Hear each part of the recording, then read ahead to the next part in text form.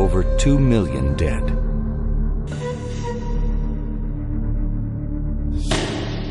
Over 4 million displaced.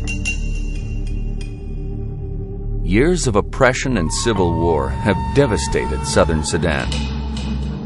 Systematic attacks have completely destroyed many towns and villages. Many of the men have been killed, and those who have survived have witnessed many of their friends and family being maimed, raped, tortured, and killed. The situation for women and children is particularly desperate. Nearly 1/4 of the children under 5 die due to malnutrition and waterborne diseases. Forced to flee their homes to escape the fighting, hundreds of thousands of survivors have fled to large refugee camps in the Darfur region. We went through this desert area to get to the camp, and then I'll never forget what I saw. This vast area of people.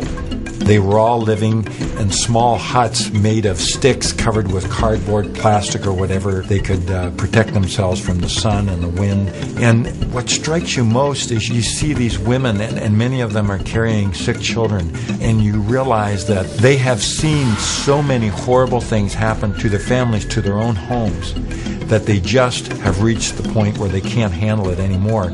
So you see this sea of hurting humanity, and now they're reliant upon the world to help them, because without their help, they will die. The Global Aid Network has been involved in Darfur, Sudan since 2004. We are bringing in sorghum, lentils, cooking oil, and some dura when it is available. And we do that distribution on a monthly basis, which gives them enough food to feed a family of 7 for approximately 1 month. Once immediate physical needs are met, the next priority is helping those overcome by the emotional shock of what they've experienced. Many suffer from post-traumatic stress syndrome, and sadly, often it's the children who are impacted the most. GAiN's emergency response team includes clinical psychologists and counselors who are able to offer help and healing through the counseling they provide. Dear Bill, as part of our counseling process with children, we ask them to draw pictures. This is a picture that one boy drew. The people on the bed are the boy's grandparents. They were sleeping when the Janjaweed attacked the village. The soldiers broke into their hut, gouged out their eyes, and then cut their heads off.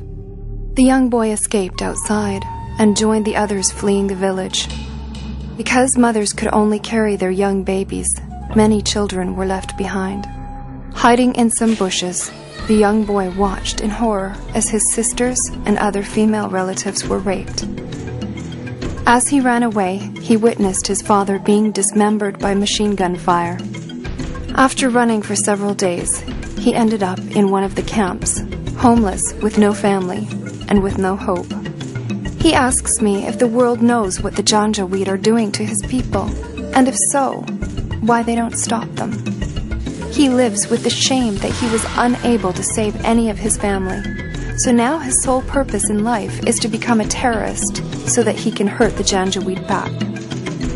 This conflict is raising a generation who knows nothing but death.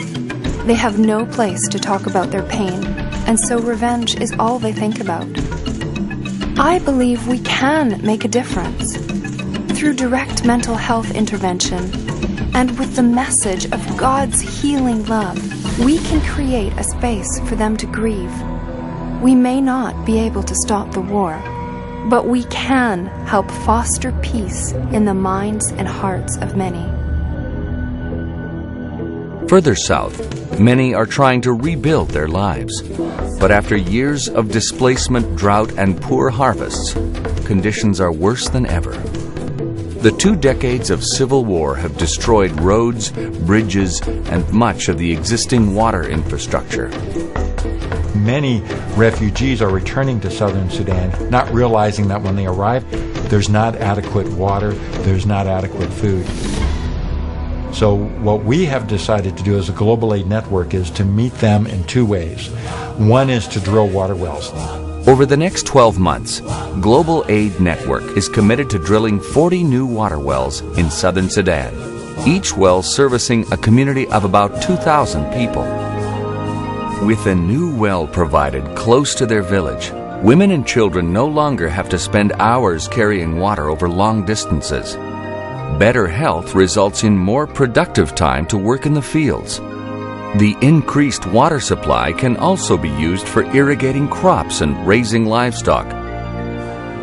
The second thing that we're doing is we are trying to meet the needs for food of people returning to southern Sudan as well.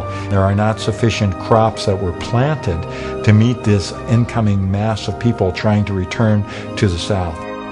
We will be taking part, as we are in Darfur, with basically providing food rations to see these people through until next year they can plant sufficient crops to meet the needs of these new incoming refugees. Together with your partnership, we have the opportunity to make a significant difference in the lives of many, bringing healing and hope to the people of Darfur and southern Sudan.